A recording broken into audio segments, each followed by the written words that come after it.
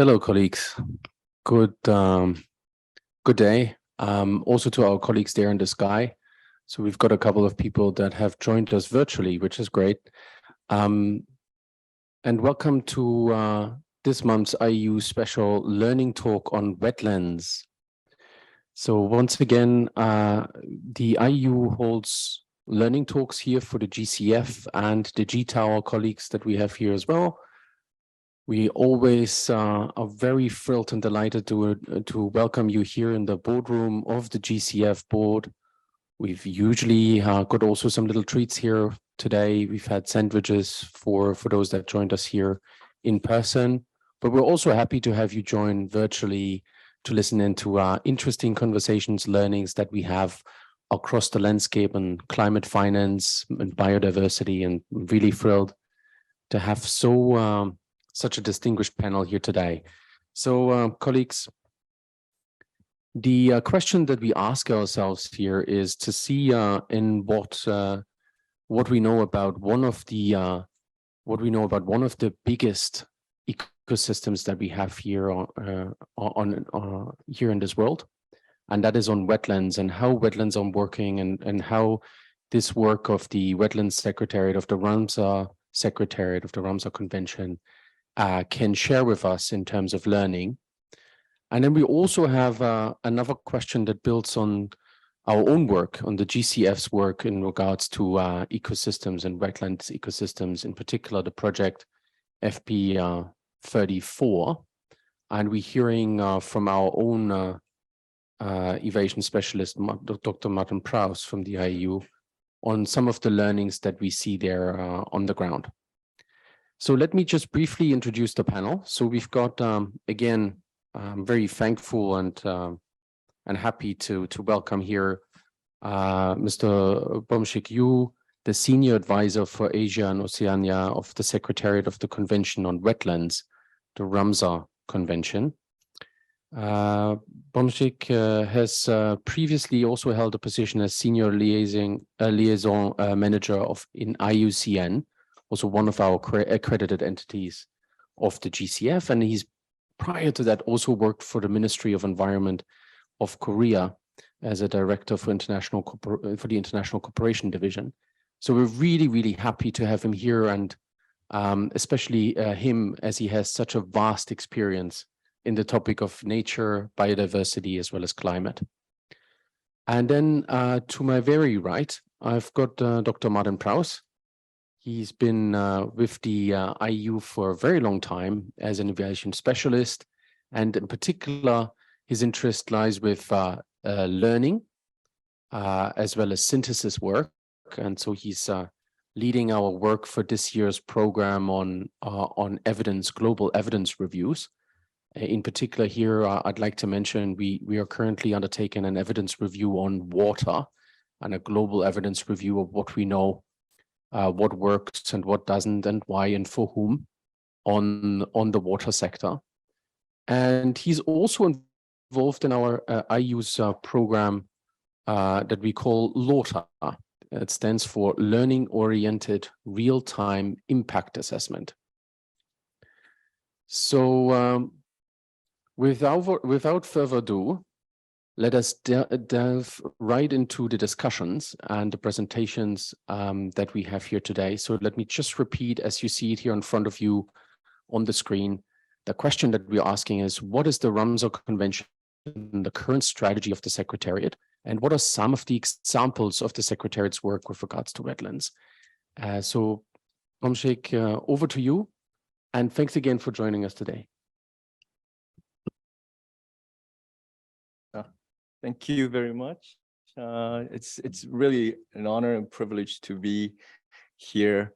I'm very, very happy that I had this opportunity to sit in here and talk about the convention that I work for and interlinkages with climate change, and especially with GCF. I know Andres introduced me, but actually, I feel I'm more of a climate person than nature person. I worked 25 years in the Ministry of Environment in Korea, and I was very involved with climate change negotiations. Was big part of that team there. So actually, I gotta be a little bit honest, nature is a little bit more new to me than climate change. But I see quite a bit of convergence between the climate change discussions and the nature discussions and ecosystem discussions. So I find it a very nice place to be, that discussions on wetlands and trying to find linkages there. Here's the thing. I know, well, I know Ramsar Convention is rather, especially when you work in a climate change area, Ramsar Convention is rather, it's not very easily heard of, but actually we are the first modern global environment agreement. We were adopted in 1971 in a little city called Ramsar in Iran. That hence the word Ramsar Convention. Unfortunately, not many people know about Ramsar, the city, or the convention. So these days we're quite a bit of emphasizing the Convention on Wetlands. And we're still only international environment agreement, or MEA, that addresses a specific ecosystem. So if you look at that, I think that's a little diagram that Infomea has made. We're very on top with 1971, and you can see the proliferations of MEAs throughout the years. And I've been in the environment field for a long time, and I see that some conventions, they do really well. And I think UNFCCC has been probably one of very, very successful ones. The one we dealt with ozone depleting Montreal Protocol has been very successful. But I think, my kind of point of view, I think two sectors that the MEAs or the global community that did not do really well in terms of addressing it as an agreement or MEA has been probably nature and water. And it's still, I think, the global community is really, I don't want to say struggle, but still trying to figure out how to best address all the different kinds of nature issues. If you look at nature, this is when we actually, nature, if you look at 1970s, that's where we started with. We looked at migratory birds. We talked about migratory species, and we looked at about trade of animals. And then, of course, we came in 1992 and agreed on CBD. But it's still, there's so many of nature-related conventions, and that we still need to work together. And we're still wondering whether this is still effective in terms of being able to protect the natural environments of the globe. And so, but we're still working together. And we realize that more as we go more and more, all the environmental issues start converging together, and we see our relevance. I think we're seeing our rise or the relevance of the convention more with the rise of the climate change issues, and which I'll probably discuss more. Our convention, we have 172 parties, so it's near universal in terms of membership. There's 3 pillars to our convention. One is the wetlands of international importance. And this is probably in terms of protected areas, internationally recognized protected areas. I think we have the most sites. We are the largest provider of internationally recognized protected areas. And we are covering an area of 256 hectares of protected areas, which is about a landmass of Argentina. So we're getting there. So in terms of the land that we are protecting through the convention is very large, huge amount, but we're still a quite long way to go in terms of areas that needs to be protected. And the second part is we actually, the convention started with a focus on migratory birds. So our full name is Convention on Wetlands of International Importance as Waterfowl Habitats. So that's a quite mouthful. But you can see that we focused on migratory birds.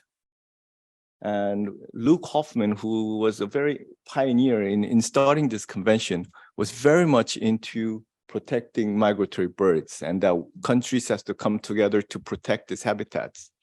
But we realized as we went along the way that wetlands are not just important for that few species of birds, but it's very important for many species and for humanities and communities.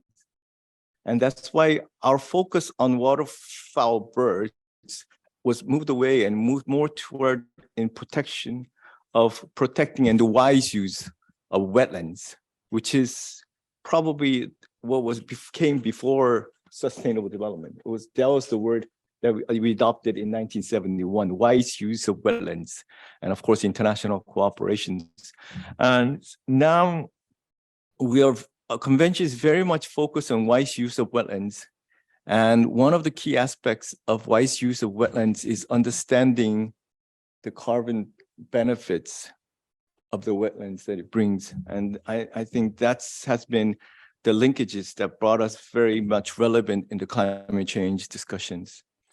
Another relevance is that among the 2,400 Ramsar sites, 995 sites are marine or coastal wetlands, and 629 sites have peatlands in it. So we are the Ramsar sites are protecting quite a bit of very important carbon sinks.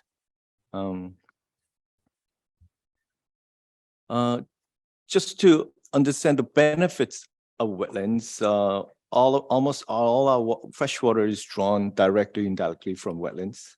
And 40% of all species live or breed in wetlands. And there's quite a bit of discussions of data and on how much our livelihood is depending on wetlands, how many people actually live in coastal areas and we're near water. And in terms of job creations, it's about 1 million jobs valued at 47 trillion a year. In terms of carbon, but these wetlands are the most threatened ecosystems. In the last 35 years, the loss of wetlands has been 3 times the rate of forest loss. So it is the most threatened ecosystem in terms of ecosystem types. And especially, we're losing the blue carbon systems. We're losing blue carbon systems at an average rate of 1.5 to 2%. Peatland, which has the carbon sequestration of 3 times of forest. There's actually around 400 million hectares of peatlands around the world, and 50 million hectares has been already drained globally. And that is responsible for 4% of all anthropogenic greenhouse gas emissions. And if this trend continues, the peatlands loss and the anthropogenic emissions coming from the loss of peatlands will continue. And it will be a huge impact in terms of what we're doing. And this has been an important wake up, not only for the climate change community, but as well as the wetlands community, because peatlands and many of these wetlands that we're talking about are usually considered not very resourceful lands, and it usually becomes the first ones to be developed, especially community development, industrial zone development. These usually are the first ones to go. But positive signs is that we're seeing countries are putting wetlands in NDCs a lot more on the second submission than the first one. So we're seeing double on the second submissions. This has been a study that was done by FAO, and they went through all the NDCs and saw how many wetland-related keywords are there in the NDCs. And so we're seeing improvements, but a lot of the attention has been given to mangroves. And what we're seeing that it still needs to be done is on the peatlands, and only 13% of the peatland countries with peatlands in their national jurisdiction have included peatland actions in their NDCs. So in terms of what we could do in terms of peatland protection, there's very much more to be done. And second aspect was that NDCs tend to focus on conservation restoration to reduce vulnerability, not addressing the anthropogenic activity that causes these degradations. So they're trying to get carbon credits, if that's going to be still around, by doing these restorations or conservation of it.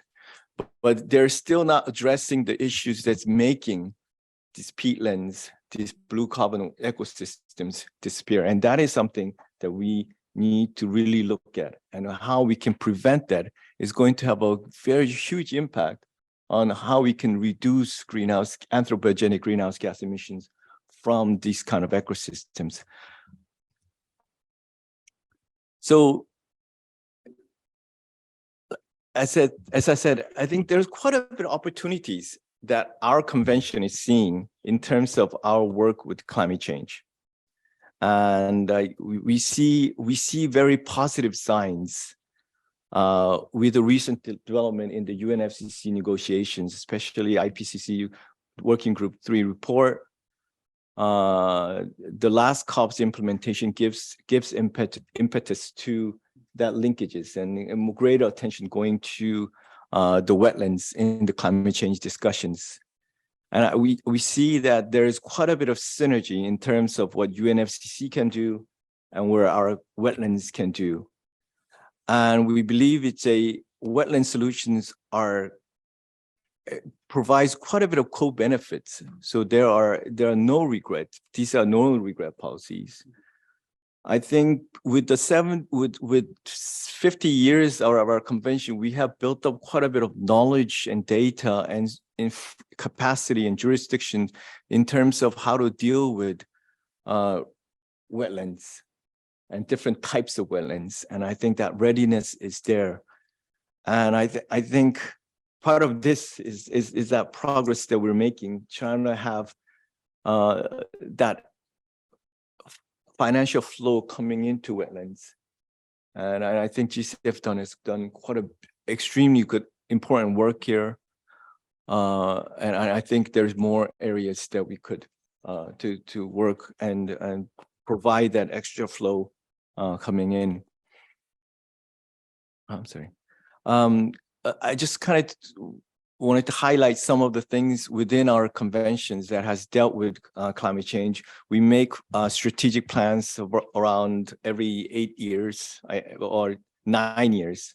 And our current one, the fourth one, ends in 2024. And that has been quite a bit of shift that we've focused not necessarily a nature conservation focused convention to a more climate change priority focused convention. And we see quite a bit climate change getting higher and priority attention and targets within our work plans.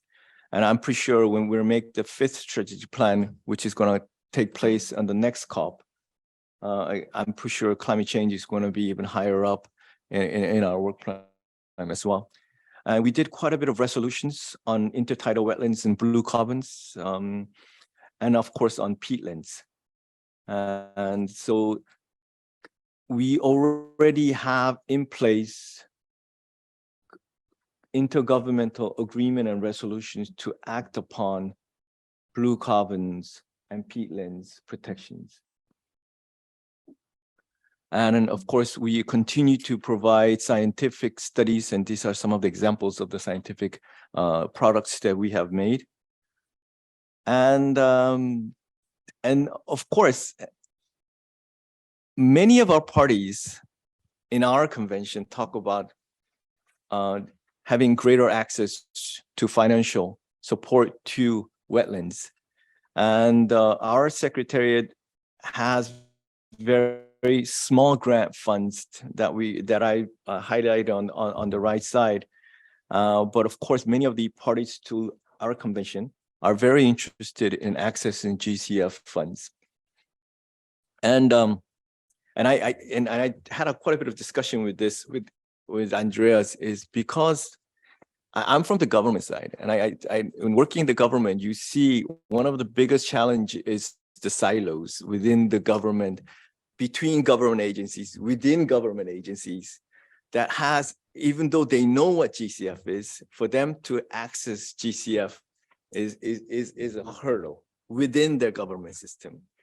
And if you have institutionally unbalanced way of looking at things, the wetlands people are usually very at the edge of the Nature Conservation Bureau of governments, and they can't even have the majority within nature discussions. And then it's having a discussion with climate people is a very big challenge. So our secretary has been trying to have our community, our national representative, who are usually at the edge of that community, to have a greater understanding of how GCF or other international financing mechanism work, and how they can try to have that discussion, or the capacity within the government to actually say wetlands will be a priority for its country in terms of accessing GCF funds.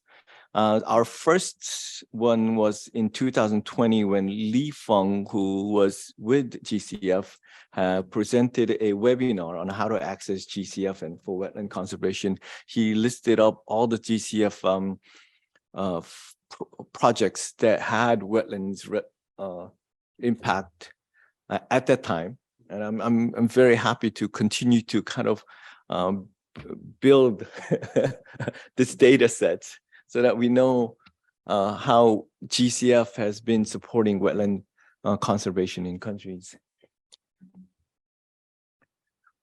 This is what we're planning on COP14. We had Andreas coming to our conference of the contracting parties, and I think that was the first time GCF attended, and I think that was really, really well received by the parties.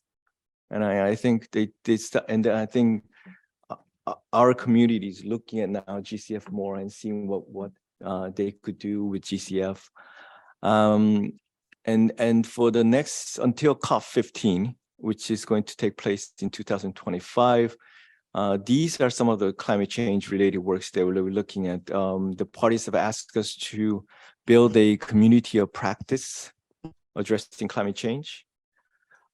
China has committed to establish an international mangrove center in Shenzhen, and that is going to come very, very soon. Our science and technical body panel has quite a bit of, in their high priority task, like 5 areas that's related to climate change, and one is mapping and inventories to find methodologies for wetland carbon assessments. And I think we have quite a bit of understanding in terms of peatlands, blue carbons, but there's more that we need to learn about different types of wetlands. And I think, for example, Korea is so interested in learning the carbon sink or storage capacity of Kepler, the mudflats here. And that's Ministry of Oceans has been super interested in, and is spending quite a bit of funds to find out. But just knowing not all wetlands have the same carbon sequestration capacity, but knowing how much it does makes a big impact in terms of planning and for the making policy. So this is important work, and so there's going to be quite a bit of work on this. There's a guidance on prioritization of restoration of blue carbon ecosystems, financial cost of wetlands loss and degradation, global assessment of gaps in network of our Ramsar sites to meet the global climate and biodiversity goals. And the updated information, the current and projected impacts of climate change and world's wetlands and responses. Well, this will be the 5. And I think within probably first half of this year, we'll find a work plan on how to, when and how to, we will be able to come up with outputs for these areas.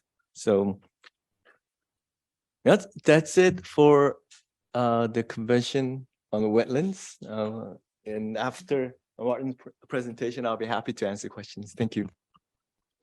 Beom-Sik, thank you so much for this. And this has been really insightful, especially also the last slide to see what you're planning for the strategic period that you're in. Again, I love that slide where you put out on the opportunities. There's lots of opportunities. There's synergies that we can see. There's no regrets, as you said. There's readiness. We definitely could deepen our conversation on that, because the GCF is obviously also discussing readiness and preparatory support programs. The IEU is currently undertaking innovation. And then there's the big question of means, the climate finance components that need to be coming in to help one of these, to help the largest ecosystem there to turn to action, to climate action. Let's look at this from the lens of the GCF now and see what Martin has to bring to us. Thank you very much, Andreas. And thank you, Beom-Sik, for a fascinating presentation. And I learned a huge amount during those slides. And also thank you for coming to the GCF to present. It's a real privilege to sit on a panel with you and participate in this presentation and also the subsequent discussion.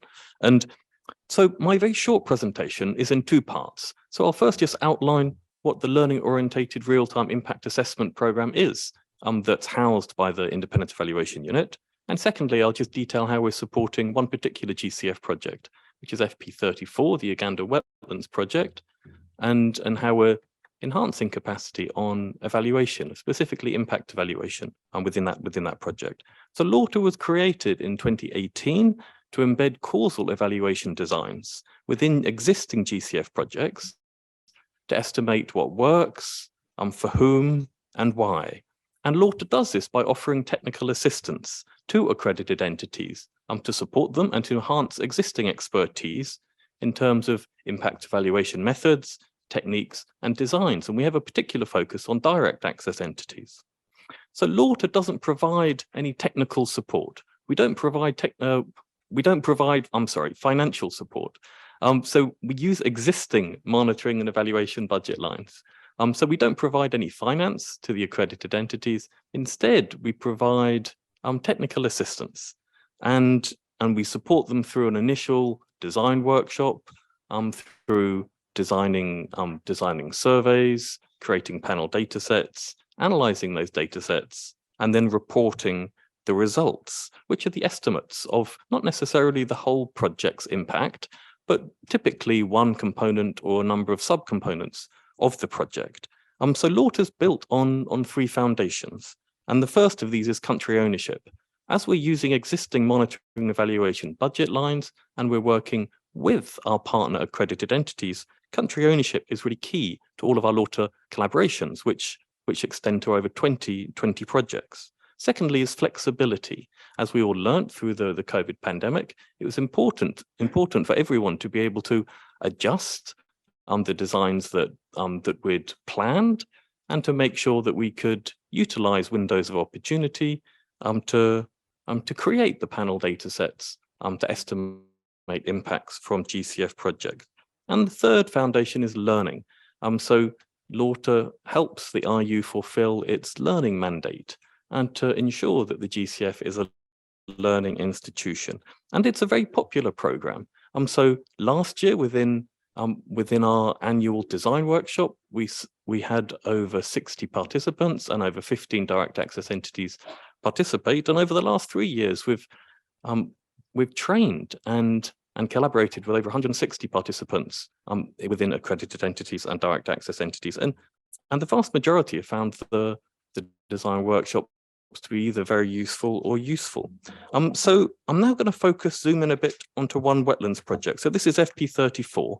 So this is a UNDP project, the Uganda Wetlands Project, which benefits from a $24 million GCF grant. There are three components in the project. The first component is on wetland restoration, secondly on alternative livelihoods, and the third is on the use of climate information systems. So the rationale for the project, which was co-written between the Ministry of Water Environment and UNDP, was that some of the 4 million residents adjacent to wetland areas in Uganda were using that particular natural resource ecosystem for agriculture, vegetables, rice production. And this was damaging and limiting the ability of wetlands to act as a sponge, to smooth out surplus and deficit rainfall periods. So, for example, the degradation within the wetlands was leading to greater surface runoff and increased flooding, which was harming livelihoods. But the degradation was also limiting the ability of the wetlands to recharge groundwater in deficit seasons. So the approach that was taken was based on the community-based natural resource management, which became much more popular since the late 1990s, moving away from a more ecosystem-based approach to natural resource management. And this community-based natural resource management approach dovetails well with the Uganda's decentralized local government structures. So within each of the 24 districts within which the project's being delivered, there are technical working groups, local technical working groups. There are 12 districts in the eastern region and 12 districts in the southwestern region. So that creates ownership at the district and local level. But there's also very much high-level political support within Uganda for the project. Uganda was one of the first countries with a national wetlands policy. It's also reliant for about 10% of its power generation on hydropower. And climate impacts are already being felt in Uganda, particularly in terms of crops such as coffee and maize. So LORTA is in the process of estimating the impacts of the first two components of the project, the wetland restoration and also alternative livelihoods. And we're doing this through the creation of a panel dataset of around 1,760 households, where we're comparing 12 wetland systems which have the project's project implementation, and with 8 not adjacent but comparable, ecologically comparable wetland systems within the same parish or the same district. And so we're tracking ecological indicators across flora, fauna, soil and water, ecosystem services, as well as household characteristics, in particular food security and income and health indicators. And I had the privilege of collaborating with the government officials from the Ministry of Agriculture, the Ministry of Water and Environment, and Meteorology recently in Kampala to determine the fine details of one of the surveys. And what came through very clearly during this workshop was the importance of working in person with government stakeholders. And it really harks back to one of the points that Beom-Sik made during his presentation in terms of the silos between governments. And as we were working remotely during the pandemic, there were considerable challenges in ensuring agreement on specific design and survey features. But then through a 4-day workshop and ensuring that all of the government officials were convened, and through that period we were able to rectify any misunderstandings, solve miscommunication. Sometimes it's just to do with particular terms that are being used, and people come from different disciplines, different departments, and also utilize a lot of GIS expertise that was in the room to settle on the approach for the impact evaluation. And so that in-person interaction for me kind of broke down those silos and allowed the project team as a whole to move forward with this important impact evaluation, which is covering both ecological health of the wetlands and also the increased resilience and adaptive capacity of households on the outskirts, residing very close to the wetland ecosystems on which they've relied and continue to rely for some activities. So on that note, I'll hand back to Andreas and Beom-Sik for the discussion. Thanks, Martin. This is indeed excellent also to see firsthand what happens on the ground, you know, the opportunity for us as a fund and for us as the independent evaluation unit to go and see what is actually happening in the projects and what we could contribute to not only be the donor and the co-investor, but also be a convener, I hear.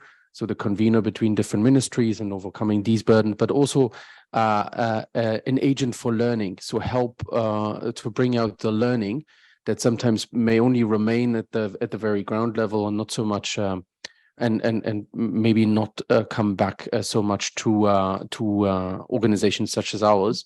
So that's extremely insightful and extremely helpful as well. Again, you know, if I take this back to if I take this back to the discussion on climate versus nature, and you've just started this, Beom-Sik, to say I'm a climate guy and the other person may be a nature guy, and what does that mean, right? What we've seen over a considerable amount of time is that this question of climate, in particular for evaluators, is a very difficult one.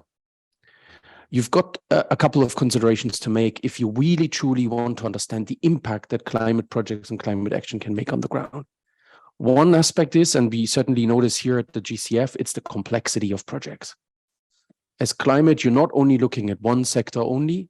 Most of your projects will be wide-ranging. They will go across a couple of sectors, perhaps even a couple of countries, perhaps even a region when you look at transboundary climate risks, right? Climate as such, and climate change does not know borders, country borders. It could definitely be a wide-ranging discussion. But then that is the one side of the complexity. The other complexity that you have is when you go deeper, and Martin has just described this a little bit at project level, it is this question, how are you going to see impact of climate action? And it could, of course, be the restoration of a wetland, right? And that's important, and that is something that is measurable, and that's in front of you with the activities that you do. But then it's also, again, and here we come to a second component of this complex project, to look at alternative income sources, alternative livelihoods that could be coming. So the co-benefits of wetlands being in your area, what else can we see in terms of co-benefits? What else can we do in terms of helping communities, local communities on the ground, and especially when you look at community-led interventions. So in essence, we're coming back to a discussion on climate may be related to nature, just because we could explain it through the component of nature as well as through the component of humans. So few human systems and as well as nature systems. So that's again, from my perspective, a very interesting insight into how climate projects could look like at the biodiversity and nature level, at the wetlands level, as we're discussing it here. Colleagues, I might just ask my colleague, is there any questions in the sky? We do have also a couple of colleagues here. I don't want to name them, Chris. It's really great to see you as well. So we've got representatives from the Secretariat all around the table, people that think about ecosystems day in, day out. Any reflections that you'd like to share, any questions that you have, but also those that are in the sky. And I look at you right now directly. Please let us know if you have any questions. We only get one chance to get the Ramsar Secretariat representative here in the room.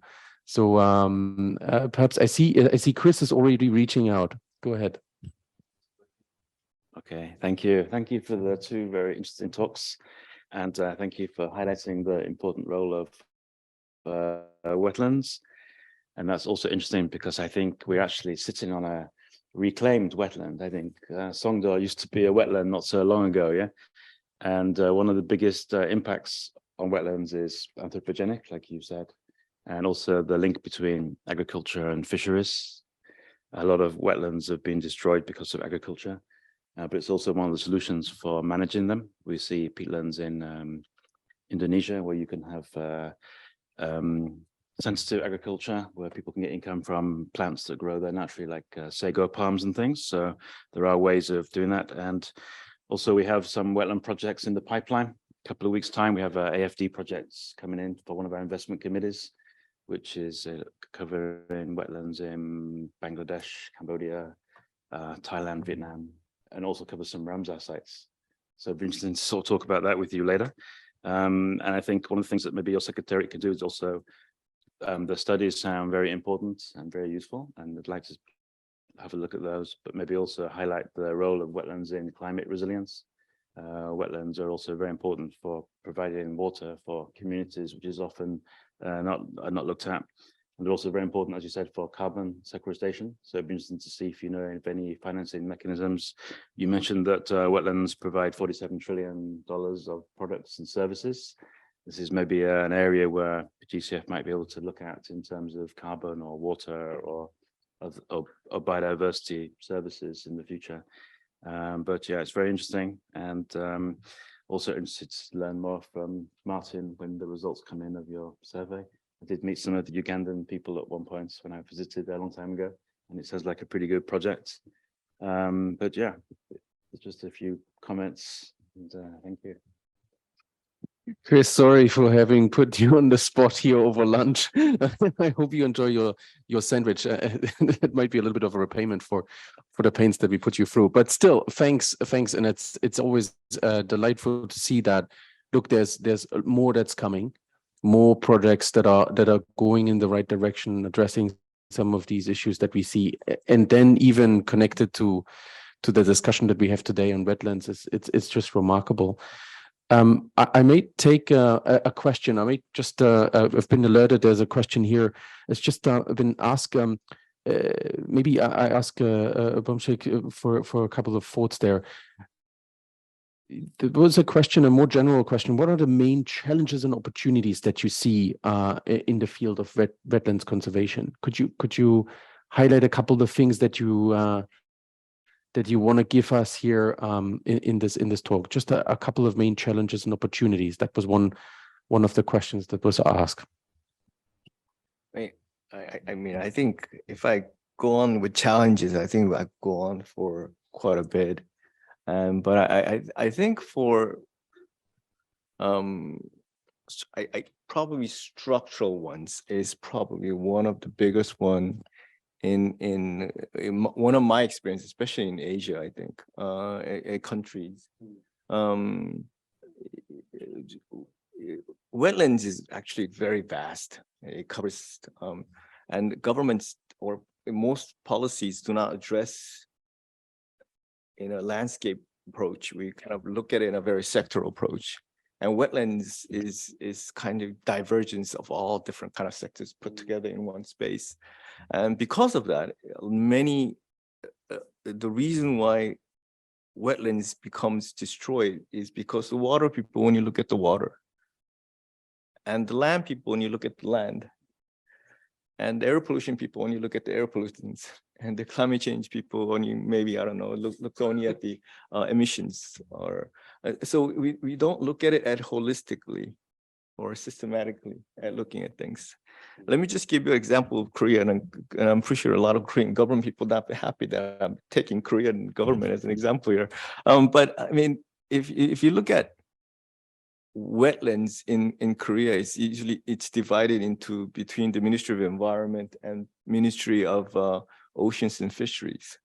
So the coastal ones, the Ministry of Oceans and Fisheries, and inland wetlands are a Ministry of Environment. So the Ministry of Environment, when you look up at wetlands way up in the mountains, the lower it goes down the river, they don't feel comfortable because you might run into the Ministry of Oceans and Fisheries that only deals with coastal areas. So one area that gets really not very focused, which is very important, is actually the estuaries where the rivers run down at the end. That's why out of the 4 major rivers, 3 has been already, there's a dikes at the end. Only one that's still open is the Han River. And they can't do it because of the border with the North Korea.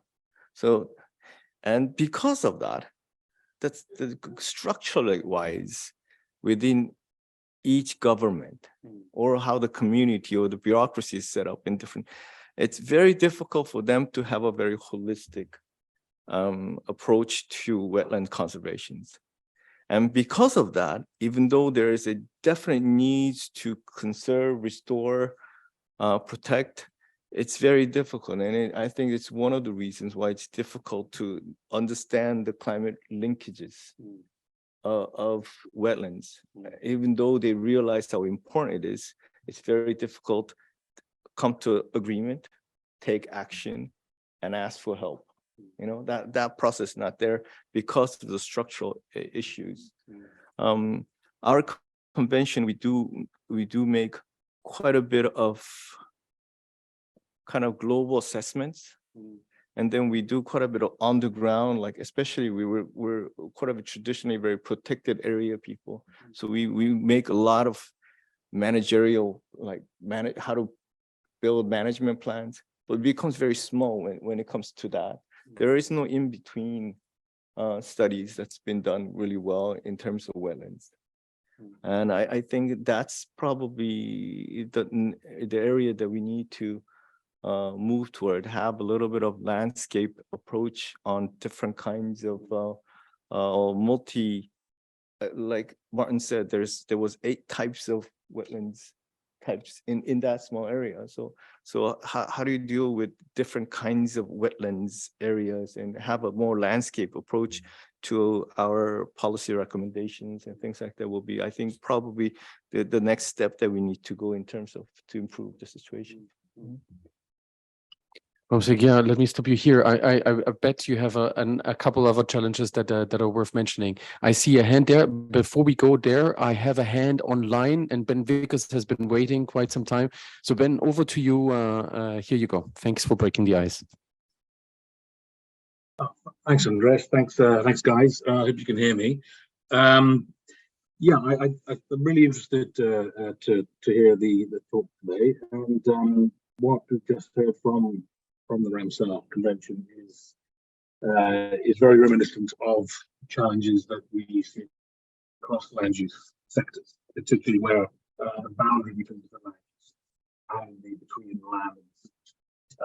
So we've got Ben, just a question, just towards the microphone. It's hard to hear you. Sorry for that.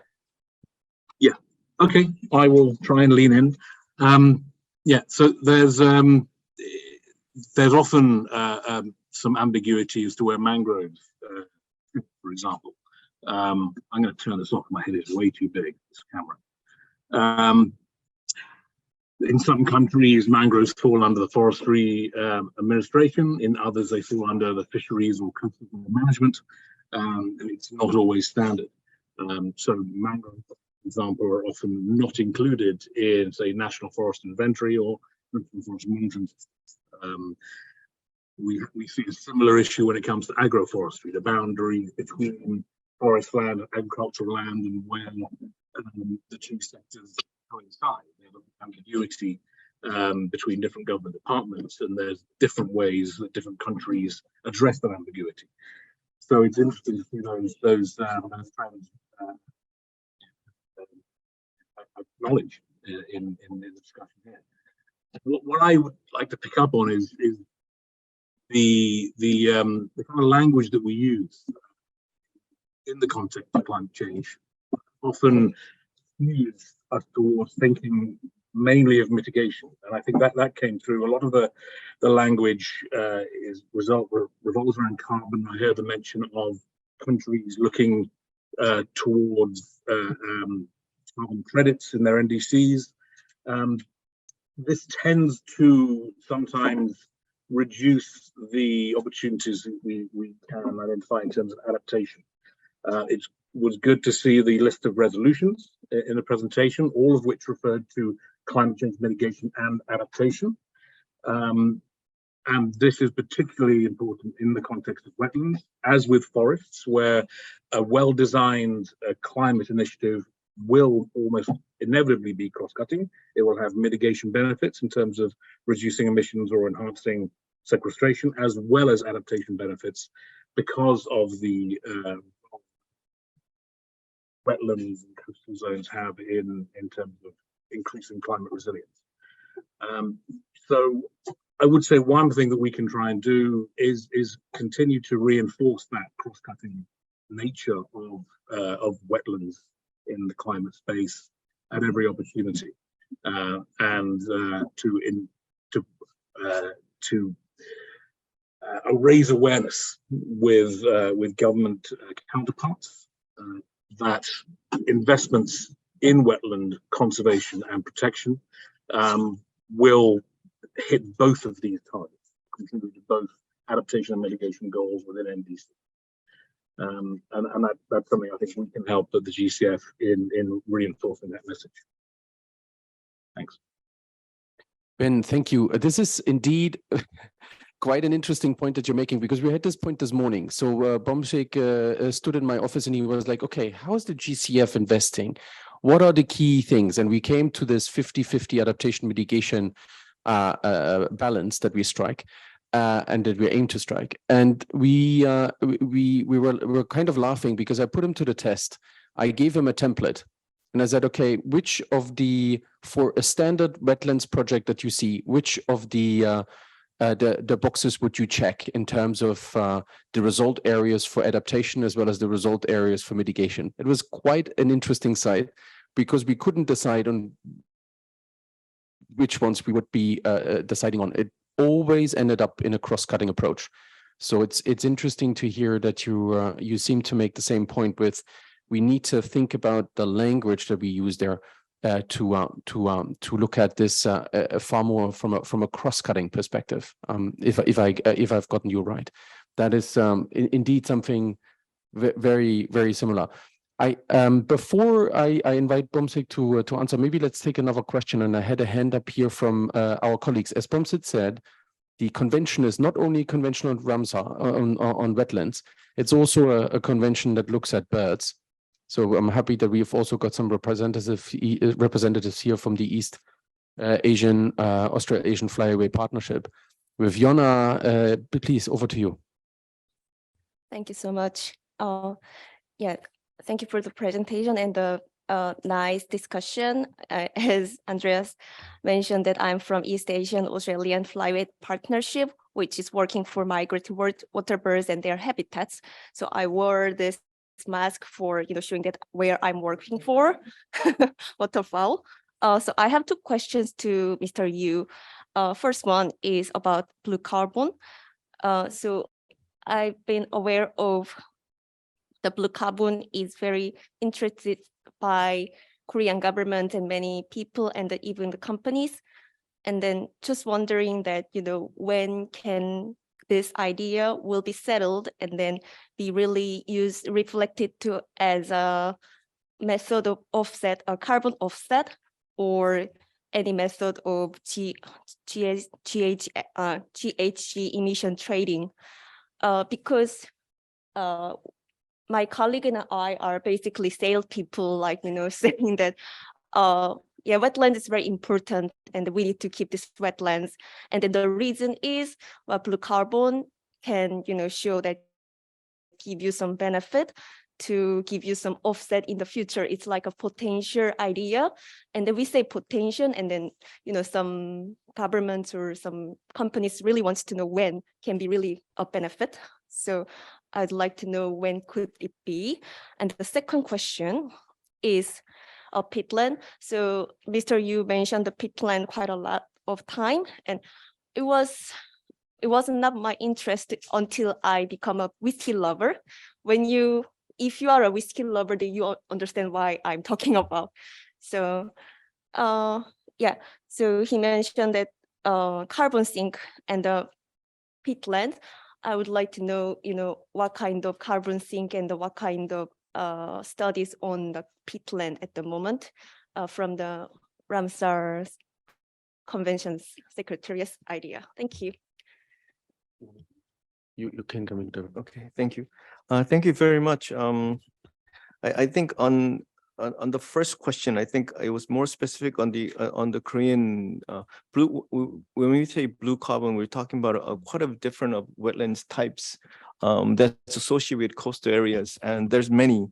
And the ones when we talk about blue carbon, we talk about the high carbon sink wetland type, which is kind of seagrass, mangroves, and things like that. I think there's been some studies done on mudflats, and because it doesn't have too much vegetation, I don't think it's going to be one of the biggest carbon sequestrating ecosystem or coastal ecosystems. But yet, I think there's quite a bit of potentials in there. And what is lacking is we don't have a very definitive studies on how much carbon sequestration or carbon storage mudflats have. And I think that's one of the, it's not going to, how it's going to be studied and confirmed by the international society is going to take, well, it's probably something that we'll be doing in the next few years. But I think there's quite a bit of countries who are interested to work to that. I think China has very recently designated quite a bit of Yellow Sea mudflats as World Heritage Sites. Korea has done that. And of course, Wadden Sea, there are quite a bit of these mudflats, and just understanding the carbon implication of these ecosystems will be important. And I think there's quite a bit of studies that's being done. So I think that's going to be, in few years' time, we will have a better understanding of that. Whether that's going to be linked to carbon markets, I'm pretty sure people in this room will probably know better than but I do. But I think I want to go back, since we came to the, I think when we look at, and even in my presentation, I realized I'm talking a lot too much about mitigation side of carbon or wetlands, or carbon credit wise. How we could get carbon credit so that it has some value to the government, to the public policymakers and businesses and things like that. But we have to understand the benefit this wetlands gives without the carbon aspects of it, and I think that's where we're missing out, especially in peatlands, that we're only looking at it in terms of credit wise or what we could come out of it, but we're not addressing some of the stress, some of the drivers that's making this wetlands disappear, or the loss of this wetlands. And I think that's something that we need to do, and that's exactly what we need to do with the mudflats here in Korea. What are the drivers that's making us lose all these mudflats in the first place? And so I think that's probably something that we need to continue to study more. In terms of peatlands, and I think there's quite a bit of initiatives that's going on. The peatlands initiative, and our convention works with different partners on these areas, and I'm pretty sure GCF works with them as well. We're probably one of the few intergovernmental treaties or agreements on wetlands. That's why quite a bit of resolutions, we bring the governments together to and help them commit to action or protections of these peatlands. But of course, we also work with UNEP and other peatland initiatives to make sure that these peatlands, we have a good data on it, and we're trying to track down changes of peatlands globally. Thank you. Thank you, Beom-Sik. We have 3 more hands up, so let me move it over to Tara, and then we go to the next one in the room, and then Yonji as well. Thank you. Can you hear me now? Okay.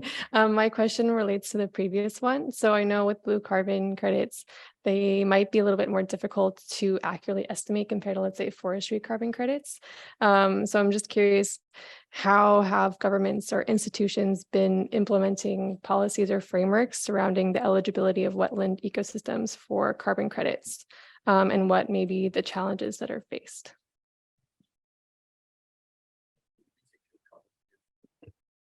Mine's on a similar vein. So I used to work with Catlin that became AXA XL in Bermuda, and we sponsored some work with the Nature Conservancy about creating blue carbon resilience credits, and that's trying to build in the value of the coastal protection benefits of mangroves in particular, given the large climatic events or disasters affecting coastal communities.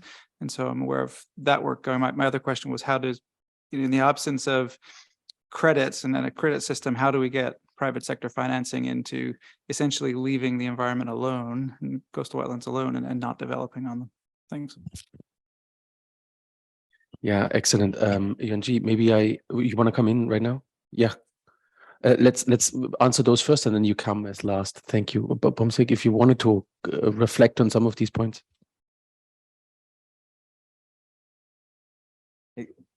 And I think, and I'm probably could be wrong, but I think, and sometimes, and I kind of distinguish wetlands community a little bit different from other communities. But I mean, but I think for quite a bit of the wetlands community has been quite a bit the nature community, a branch of a nature community, people very focused on protecting and conserving, and not really understanding the market mechanism of things. And I'm pretty sure, I've been a climate change negotiator, and it took a very, very long time for the climate community to understand the market mechanism and actually become part of that. And I think the Kyoto period has really made the climate change people understand the market mechanisms and how that works, and then come that. But I think it hasn't taken that form in the nature community for a while. So I think if in the wetlands community, it's taking very, very long time in terms of understanding how wetlands can be a commodity, and that linkage is taking a little bit of time. So, and that's probably why I think the forestry community has been a little bit better at this, because they have followed up on the LULUCF, and there's challenges in there. There's intrinsic challenges that's different from the forestry with the blue carbons, and there is, but I think it's also the fact that the wetlands community hasn't really looked at this and saw it as a commodity or a credit or to make it into a tradable goods. And I think this is changing, and I think more people are looking at it, and I think this will bring a better understanding of how it could work as a commodity. It's my understanding that there's no any credit that has been traded on wetlands conservation. So I mean, I think that's something that continues to be understood, and also the communities who's managing the area needs to understand it as well, and that will take some time to get used to. But I think people are now looking, and I think that's a big change. I think that people who are in the wetland communities are looking at wetlands as a commodity and something that can be accepted as a credit. And I think so we'll see how the future goes.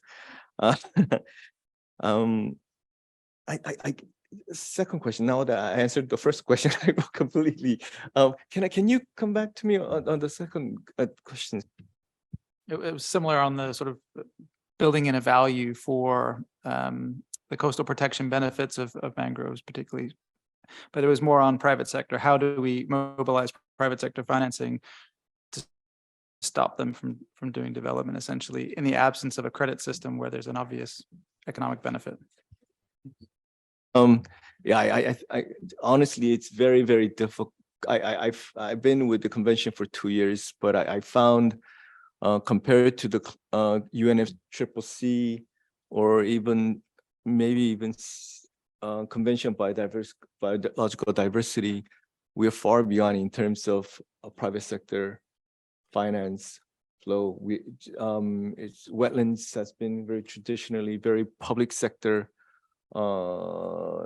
centered focused area. Now we're looking into it. We're looking at how private sectors financing can be involved in this, and I think that whole leads to the questions of blue carbons and how that could be looked as a commodity and how it could benefit the private sector, and is there willingness to, but it has been very, either it's philanthropical or it's public sector involvement so far. And it's because of that shift, it's moving a little bit, private sector is looking at it, but yet even in our conventions, Danone has been supporting our convention for like 25 years, but it still hasn't grown exponentially over the years. It has been a very steady support. So I don't think that has been really looked deeply into. Thanks, Beom-Sik. This is really, again, a very engaging discussion, and it starts at the very end of our learning talk, which is still good. So colleagues, let us just spare another 5 minutes. I see hands up in the virtual room. So I move it to a semi-virtual in-person room with Yonji's question, and then Ben wanted to make a point, as I understand, on some of your reflections. So then after that to Ben, before I give it back to you for final remarks, and then we close.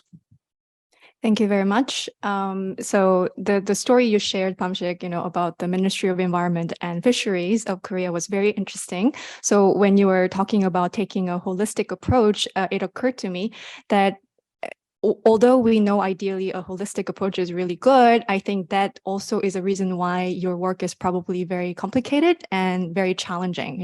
As you said, wetland is vast, and then you have this need for taking a holistic approach, and then oftentimes the interventions have to be transboundary, right? And so I was just wondering, how do you go about, tackling these challenges when it comes to measuring and the MRV in general? Because I think the climate community has done that a little better in terms of mitigation, of course, and the nature community is kind of looking towards the climate community, trying to draw some lessons, for them as well.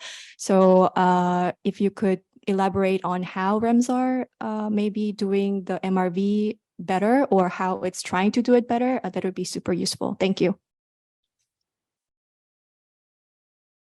Just Ben, if you wanted to come in now, we'll take your question as well, and then we turn it to Beom-Sik. Yeah. Okay. Thanks. So firstly, on the peatland monitoring aspect, just to note that FAO and UNEP have now quite a useful online peatland greenhouse gas monitoring tool, which can be accessed, and this is linked into their open forest CPAL toolkit. So that's one additional point which I think answers an earlier question. There's also to build on this issue of how do you incorporate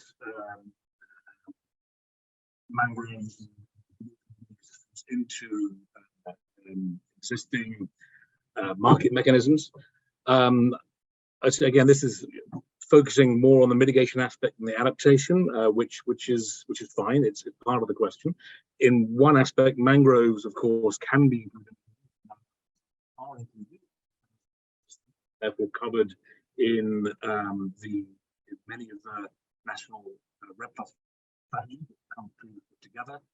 For example, in Indonesia, there is an element on the incorporating mangroves into these strategies. The question of how do you, I think Yonji just asked in MRV. In MRV, we generally only use this term in the context of measuring greenhouse gas emissions, so it's difficult to then translate that concept into MRV of other variables.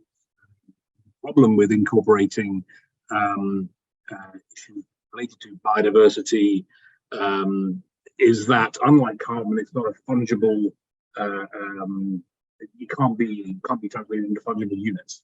Yeah, so it's a challenge. I think we've seen examples again in Indonesia of where private sector initiatives, private sector investment can be encouraged by acknowledging that wetland ecosystems can be used, can be sustainably used.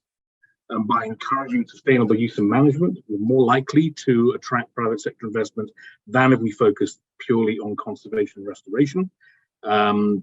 Because in those cases where the wetland areas are not actually used and don't have a realizable value, there's a limited options to how you can really draw in that investment. So focusing more on sustainable use and management and how to encourage more sustainable practices is really a way that we can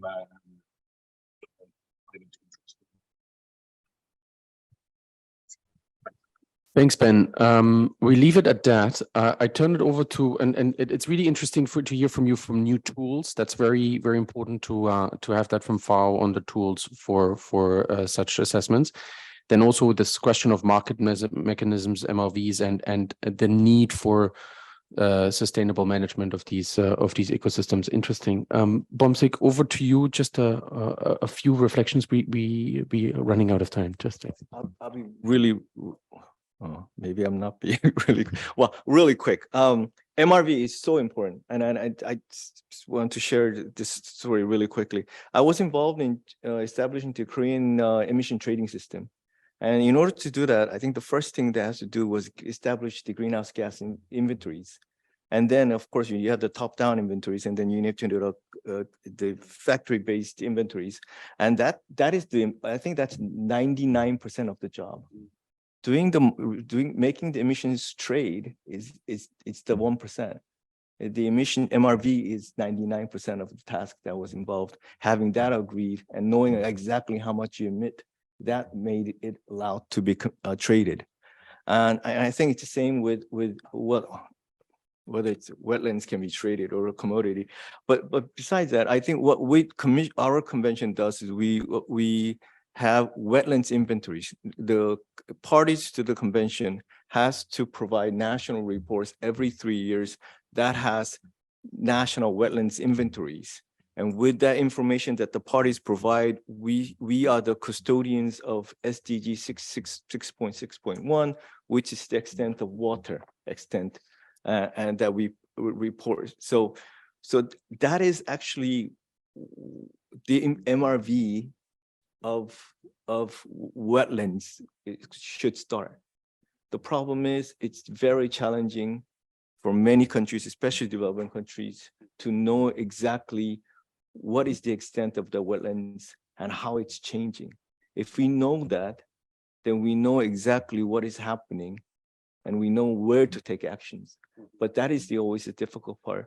Our number one priority in terms of resource mobilization, actions that we need to support the parties has been on the wetland inventories. And I believe climates, now UNFCCC, we need to look farther than looking at greenhouse gas emissions. We need to look at climate impact data sets that has to come in. And I think water extent is one of them. And I ended there. Beom-Sik, I leave it at that. That is really interesting, and it's now on to me to summarize a little bit across this hour and a half that we've got, that we've had used for this learning talk. A very challenging task. Let me just say a couple of words. From what I'm hearing from all of you today, and what I've taken away from this conversation is, it is indeed about these things that you mentioned in the beginning.